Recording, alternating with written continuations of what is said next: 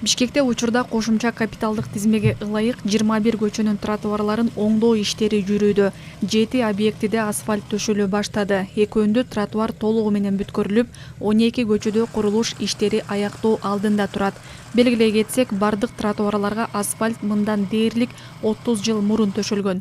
Ушул жуманын ичинде дагы курулуш иштерин кээ бир объектилерде аяктоо пландалууда.